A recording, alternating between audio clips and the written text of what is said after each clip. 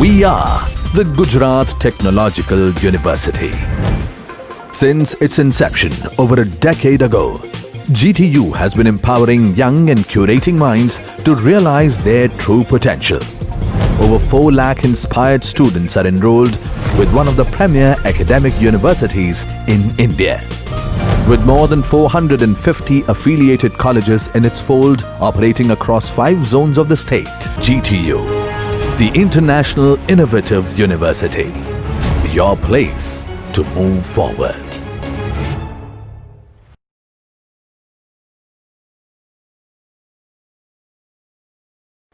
Hello everyone, welcome to my YouTube channel Professor Maulik R. Joshi. Today's our topic is design of longitudinal reinforcement and lateral reinforcement in column. Okay, first of all let's see data.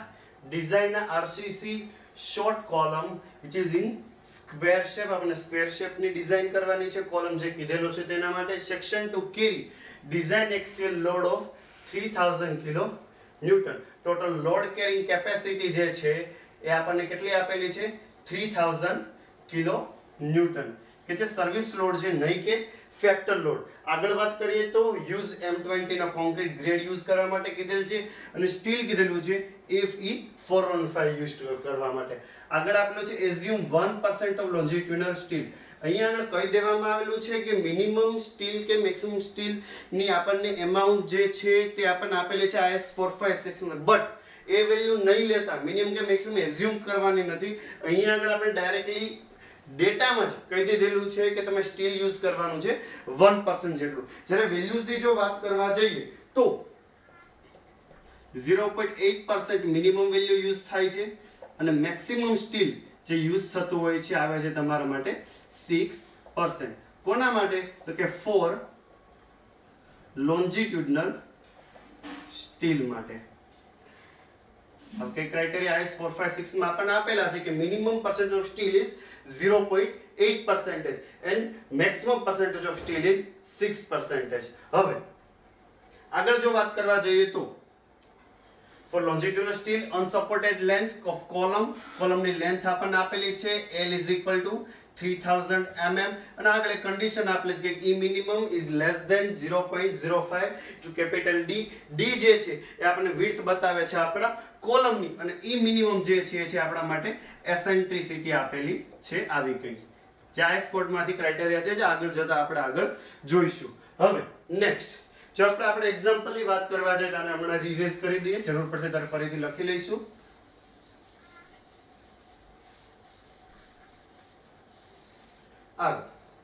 સૌથી પહેલી વસ્તુ જ્યારે પણ કોલમની design કરવાની હોય તો step 1 જે છે તે આપણે IS456 માંથી આપણું ઇક્વેશન લેશું on the page number 71. Page number 71 પણ આપણને લોકોને ઇક્વેશન આપેલું છે short axially loaded member in compression. એ ખબર છે આપણને પ્રમાણે કોલમ જે છે આપણો કમ્પ્રેશન મેમ્બર છે. When the minimum eccentricity is પર 25.4 જે ક્લોઝ આજ છે આગળ કીધેલું છે does not exceed 0.05 times the lateral dimension. આજ કન્ડિશન છે E minimum should be less than 0.05 times.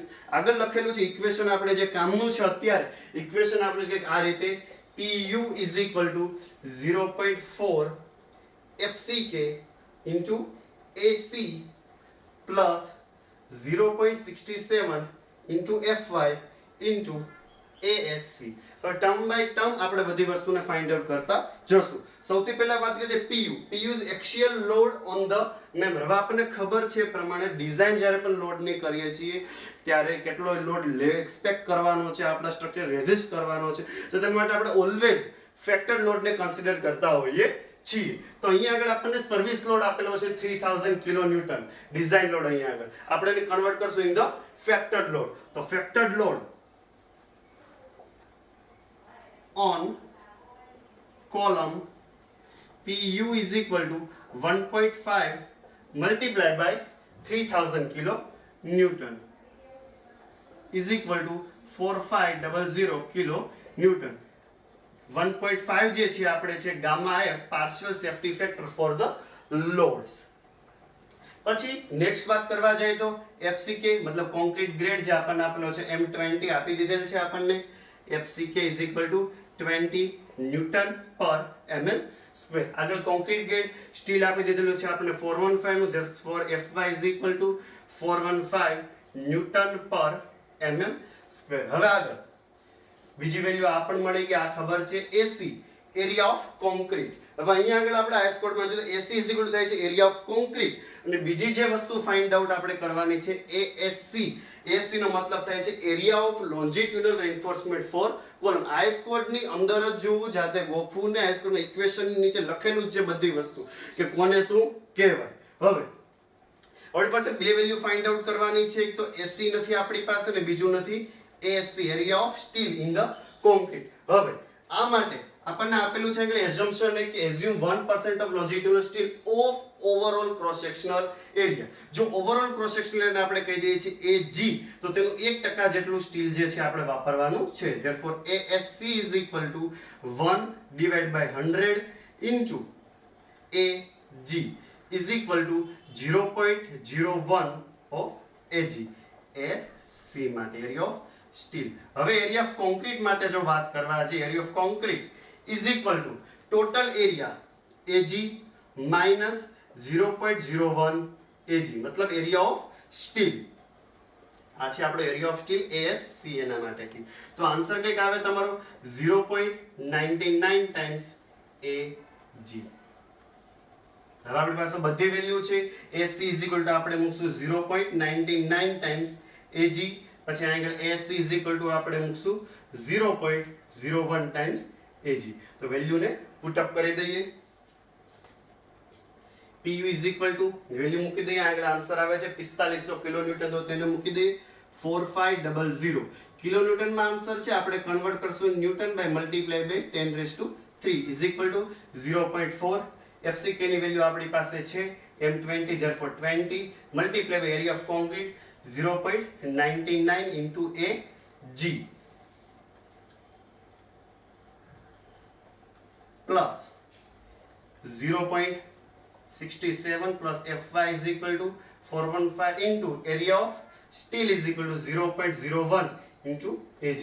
એટલે સૂત્રનો કરતા જો AG ને બનાવવામાં આવે તો ફાઇનલ આન્સર આપણો આવો કંઈક આવે છે SG is equal to, મેં ઓલરેડી કેલ્ક્યુલેશન કરી લીધેલી છે જેથી કે ટાઈમ ન વધારે બગડે. AG is equal to 4,20,560 mm square. ખાસ યાદ રાખવું, ઇક્વેશનમાં જ્યારે બે વેલ્યુ પુટ અપ કરો છો ત્યારે બધી વેલ્યુ કાં તો ન્યૂટનમાં હોવી જોઈએ અને mm માં હોવી જોઈએ. કિલોન્યુટનમાં કોઈ વેલ્યુ ન રહી જાય કે કોઈ વેલ્યુ મીટરમાં ન રહી જાય, એનું ખાસ ધ્યાન રાખવાનું રહેશે.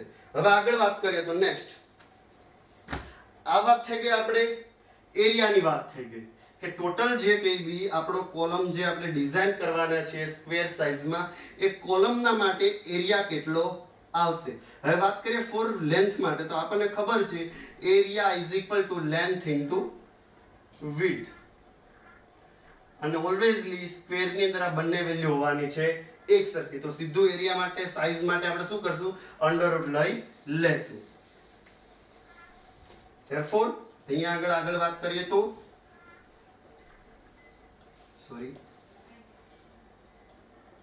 size of column is equal to under root 4,20,560.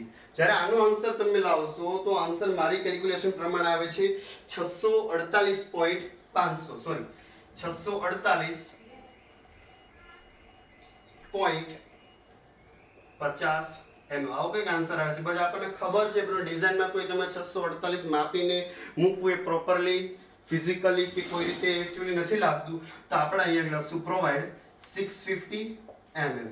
તો કોલમની સાઈઝ શું થઈ ગઈ આપણી, પ્રોવાઇડ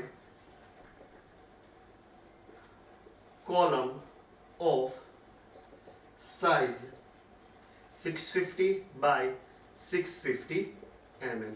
હવે વાત કરવા જાય કે કન્ડિશન તમને આપેલી હતી E minimum is less than 0.05 into capital D. જો તેના માટે વાત કરવા જઈએ અહીંયા આગળ તો E minimum is less than 0.05 D. IS code પ્રમાણે E minimum ની વેલ્યુ 20 mm તો કમ્પલસરી હોવી જ જોઈએ, 20 mm થી વધારે હોવી જોઈએ નહીં. તો 20 mm ને ત્યાં આગળ કન્સિડર કરીએ तो 20 less than 0.05 into d, which where d is the lateral dimension of column, then 20 divided by 0.05 less than d means 400 should be, d should be greater than 400. Lateral dimension જે column નો હોય એ 400 mm કરતા વધારે આવવું જોઈએ. અહીંયા આગળ જે 650 mm છે મતલબ કે ઓકે છે, આપણે આ સાઈઝ નો કોલમ જે છે તે પ્રોવાઈડ કરી શકીએ ખરા. હવે next step, size of column is equal to 650 by 650 mm is equal to AG. બરોબર ને? આ વેલ્યુ આપણી છે ટોટલ ઓવરઓલ એરિયા બતાવે છે. તો AG નો જો ટોટલ એરિયાની વાત કરવા જાય આપણે મલ્ટીપ્લાય કરીએ 650 by 650 તો આન્સર આવે છે કે 4,22,500 mm સ્ક્વેર જેટલો. હવે આગળના સ્ટેપમાં આપણે જોયું જે રીતે એ પ્રમાણે ASC steel area of steel is equal two 0.1%, sorry, AC is equal to 1% of AG, therefore is equal to 1/100 1 divided by 100 multiplied by 4,22,500 is equal to કે આન્સર કે આપણો મળે છે 4,225 mm સ્ક્વેર જેટલો. હવે આ વસ્તુ કન્સિડર કરીને આપણે આપણા સ્ટીલની ડિઝાઇન આપવાના છીએ, જે આપણા સ્ટ્રક્ચરનો મેઇન પાર્ટ છે, આપણે એક્ઝામ્પલનો મેઇન પાર્ટ છે. આપણું રિક્વાયર્ડ એરિયા ઓફ સ્ટીલ જરા એકવાર લખી દઉં જેથી કરીને કોઈ જાતનું આગળ જતા કન્ફ્યુઝન ના આવે.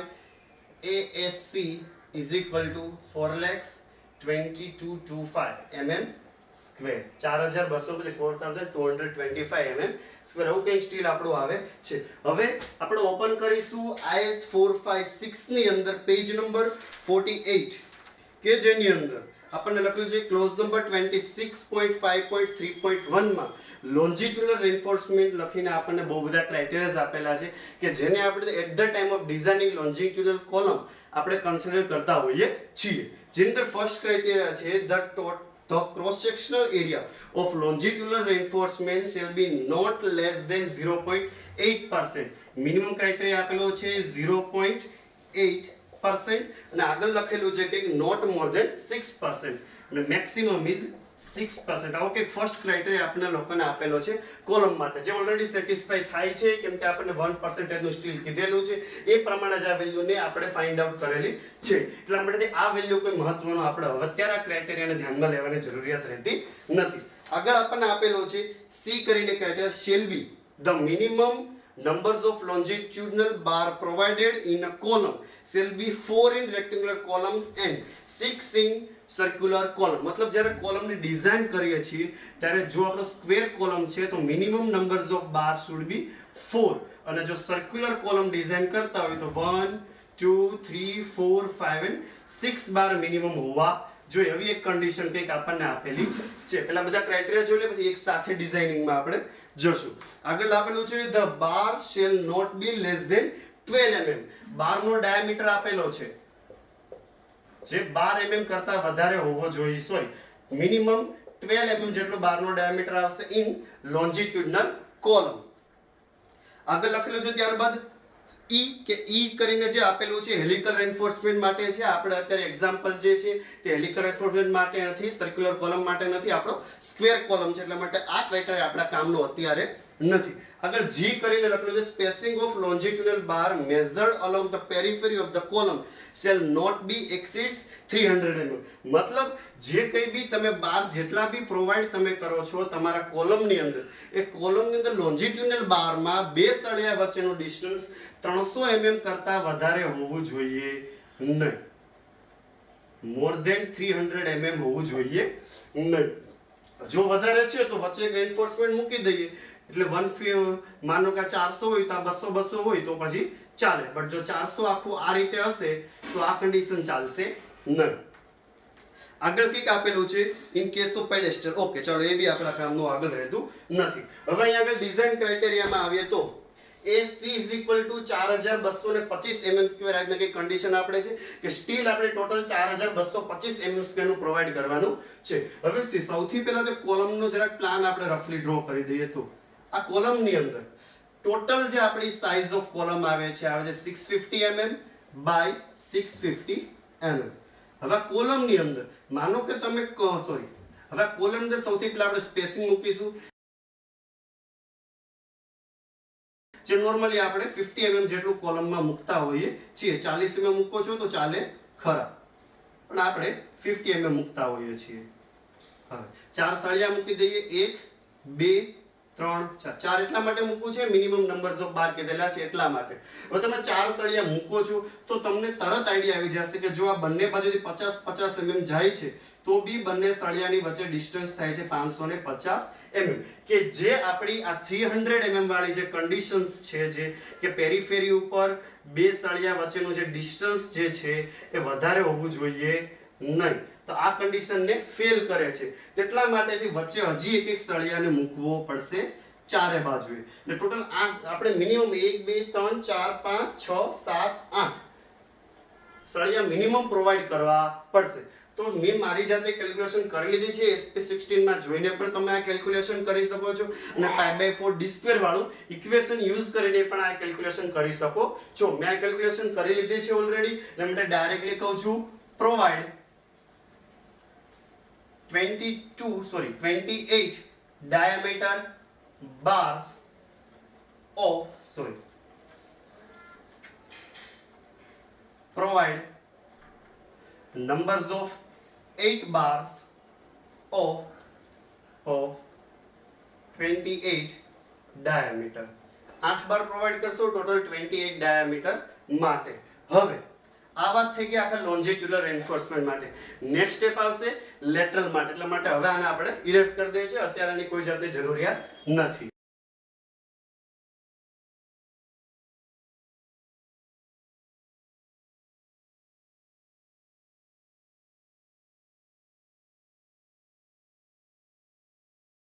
ફરીથી એકવાર જોઈ લઈએ લોન્જિટ્યુલર રેન્ફોર્સમેન્ટ આપણે જે મૂકેલું છે તેની કન્ડિશન્સ. લોન્જિટ્યુડનલ રેન્ફોર્સમેન્ટ કેટલા સળિયા મૂકેલા છે આપણે? ટોટલ 8 નંબર્સ ઓફ બાર મૂકેલું છે, અને 8 નંબર્સ ઓફ બાર મૂકેલા છે એ કેટલા નંબરના કેટલા ડાયામીટરના? 80 mm ડાયામીટરના બોલ્ટ્સ આ રીતે કંઈક મૂકેલા છે. હવે વાત કરીએ ફોર લેટરલ રેન્ફોર્સમેન્ટ, જેને આપણે સ્ક્વેર કોલમમાં કહીએ છીએ લેટરલ ટાઈઝ. જો સર્ક્યુલર કોલમ હોય તો એમાં આવે છે આપણે લોકોએ હેલિકલ રેન્ફોર્સમેન્ટ. હવે ઇન લેટરલ ટાઈઝ ફરીથી IS 456 ની અંદર પેજ નંબર 49 ઉપર જશું આપણે. પેજ નંબર 49 ઉપર આપેલું છે તમને ક્લોઝ નંબર 26.5.3.2, અને તેની અંદર A નહીં, B નહીં ને C ની અંદર pitch and diameter of lateral ties. તેની અંદરથી આપણે શરૂઆત કરીશું. સૌથી પહેલા પીચ ઉપર ન જતા સૌથી પહેલા આપણે જશું ડાયામીટર માટે વાત કરીશું. ભલે આઈએસ કોડમાં પહેલા પીચ આપેલું હોય પછી ડાયામીટર આપેલું, પહેલા આપણે ડાયામીટર માટે વાત કરીશું. ફર્સ્ટ A કરીને લખશું ડાયામીટર. ડાયામીટર કંઈક લખેલું છે, the diameter of the polygon links or lateral ties shall be not less than 1/4. પહેલી કન્ડિશન કંઈક આવી આપેલી છે, should not be less than. lateral ties shall be not less than 1/4 of the largest longitudinal bar. largest longitudinal bar. આ condition ત્યારે complicated બને છે જ્યારે તમે એક કરતા વધારે ડાયામીટરના બાર્સ લોન્જિટ્યુડનલ રેન્ફોર્સમેન્ટમાં પ્રોવાઈડ કરેલા હોય. અહીંયા આગળ આપણે ઓન્લી 28 mm નો જ બાર પ્રોવાઈડ કરેલો છે, એટલે ડાયરેક્ટલી 28 mm જ કન્સિડર કરવાનું રહેશે. should not be less than diameter should not be less than 1/4 multiplied by 28 means D should not be less than 7 mm. આ થઈ ફર્સ્ટ કન્ડિશનની વાત. પછી સેકન્ડ કન્ડિશન માટે આગળ ચાલીએ તો સેકન્ડ કન્ડિશન એવી કે આગળ આપેલું છે કન્ટિન્યુમાં કે and in no case less than 16 mm. હવે અહીંયા આગળ આઈએસ કોડ ની અંદર ભલે 16 mm આપેલું હોય તે પ્રિન્ટિંગ મિસ્ટેક છે, ઇટ ઇઝ 6 mm. બીજી કન્ડિશન એવી છે કે કોઈ બી સંજોગોમાં diameter should not be less than 6 mm. હવે બંને વેલ્યુ આપણે જોઈએ તો હવે 7 mm કરતા પણ ઓછું ન હોવું જોઈએ અને 6 mm કરતા પણ ઓછું હોવું જોઈએ નહીં. કોનું માપ? તો કે જે તમે લેટરલ ટાઈઝ જે પ્રોવાઈડ કરવાના છો લેટરલ ટાઈઝના ડાયામીટર માટે. તો ડાયામીટર આપણે શું રાખશું લેટરલ ટાઈઝનો? Lateral ties dia is equal to 8 mm. કેટલી પ્રોવાઈડ કરશું આપણે 8 mm ની પ્રોવાઈડ કરીશું કેમ કે આપણને ખબર છે કે સૌથી મિનિમમ 6 mm થી શરૂઆત થાય છે 6 mm ની પછી આવે છે આપણે 8 mm આવે છે ડાયરેક્ટલી પછી આવે છે 10 mm ડાયરેક્ટલી હવે 6 mm ની તમે પ્રોવાઈડ કરી શકતા નથી તો પછી ડાયરેક્ટલી વારો આવે છે 8 mm નો તમે 7 mm કરતા ઓછી પ્રોવાઈડ ન કરો 7 mm પણ પ્રોવાઈડ કરી શકો છો ખરા બટ 7 mm નો બાર માર્કેટમાં ડાયરેક્ટલી અવેલેબલ હોતો નથી it is required to be અલગથી મેન્યુફેક્ચરિંગ જરૂર પડે છે સો ધેટ 8 mm ના એંગલ યુઝ કરીશું lateral ties diameter should be 8 mm હવે નેક્સ્ટ વાત કરીશું ફોર ધ પીચ માટે વાત કરીએ તો પીચ માટે આઈએસ કોડમાં વાત કરવા જોઈએ તમને ત્રણ કન્ડિશન આપેલ છે કે એવી કઈ છે the pitch of transverse reinforcement shall be not less than the least of the let of following distance મતલબ જે ત્રણ કન્ડિશન આપેલી છે એ ત્રણ કન્ડિશનમાં જે સૌથી મિનિમમ હોય તે સૌથી પહેલા નક્કી એટલે પીચ કોને કહેવાય સૌથી પહેલા સમજી લઈએ આ તમારા કોલમનું જે એલિવેશન બતાવેલું હોય આ જો બધી લેટરલ ટાઈઝ કઈક આ રીતે દેખાતી હોય તમને તો આ લેટરલ ટાઈઝની વચ્ચેનું જે ડિસ્ટન્સ જે છે એને આપણે ઓળખીએ છીએ બાય પીચ ડિનોટેડ કરીએ છીએ બાય p ની મદદથી સ્મોલ p ની મદદથી કન્ડિશન જોઈએ વન બાય વન તો ત્રણે ત્રણ કન્ડિશન માટે ફાઇન્ડ આઉટ કરવાનું રહેશે ને જે ત્રણમાંથી મિનિમમ હોય તેને એઝ અ પીચ તરીકે આપણે કન્સિડર કરતા હોઈએ છીએ હવે આગળ વાત કરીએ અહીંયા આગળ તો ફર્સ્ટ કન્ડિશન છે the least lateral dimension of the compression member least lateral dimension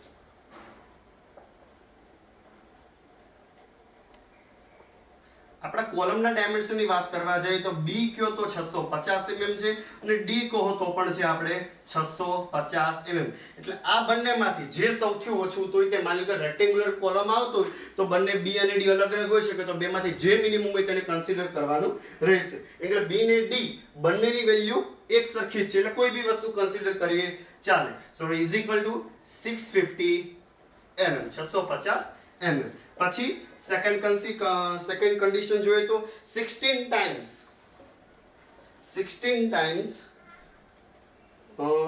times the smallest diameter of the longitudinal reinforcement bar to be tied મતલબ જે તમે longitudinal reinforcement પ્રોવાઈડ કરેલું છે તેમાં સૌથી નાનામાં નાના ડાયામીટરનો જે બાર હોય તે અહીંયા આગળ આપણે ઓન્લી 28 mm છે ધારો કે એવું હોય કે કોઈ 26 20 mm ના બાર થોડાક હોય અને થોડા ઘણા 10 mm ના હોય તો 10 mm કન્સિડર થાય બટ અહીંયા આગળ આપણે ઓન્લી કોના માટે વાત કરીએ છીએ એક જ સળિયો છે સોરી એક જ ડાયામીટરના બાર છે જે છે 28 ડાયામીટર તો અહીંયા આગળ પણ આવશે આપણે 16 × 28 ઇઝ ઇક્વલ ટુ આનો આન્સર કંઈક મેં કેલ્ક્યુલેટ કરેલો છે એ પ્રમાણે આન્સર આમનો કંઈક આવે છે 448 mm 4448 mm જેટલું હવે થર્ડ એન્ડ લાસ્ટ કન્ડિશન કંઈક એવી આપેલી છે કે 300 mm ડાયરેક્ટલી 300 mm આપી દીધેલું છે હવે આ ત્રણમાંથી સૌથી ઓછામાં ઓછી જે વેલ્યુ તે કન્સિડર કરવાની એટલે શું કામ તો ઉપર જ કીધેલું છે પીચની અંદર આઈએસ કોડ ની અંદર that the pitch of transverse reinforcement shall be not more than the least of the following distance આ ત્રણમાંથી જે ઓછામાં ઓછું હોય તેના કરતા તો આન્સર વધવો જોઈએ નહીં તો સૌથી ઓછામાં આન્સર કેટલો છે તો કે અહીંયા આગળ 650 mm છે અહીંયા આગળ 448 છે અને અહીંયા આગળ 300 mm છે તો મિનિમમ આન્સર કેટલો આવે છે આપણે 300 mm તો pitch is equal to 300 mm okay clear હવે આ જેટલા બી આપણે ત્રણ આન્સર આવેલા છે ત્રણે ત્રણ આન્સર એક વખત કમ્પ્લીટલી લખી દેવાનું રહેશે ઇન ફોર્મ ઓફ ફિગર તો જ પૂરા કમ્પ્લીટ માર્ક્સ મળતા હોય છે આપણને સૌથી પહેલા જે બી સ્ટીલ કે જે કે બી આપણે યુઝ કરેલું છે એને એક વખત આપણે રાઈટ સાઈડમાં લખી દઈએ બોર્ડની અંદર તો longitudinal reinforcement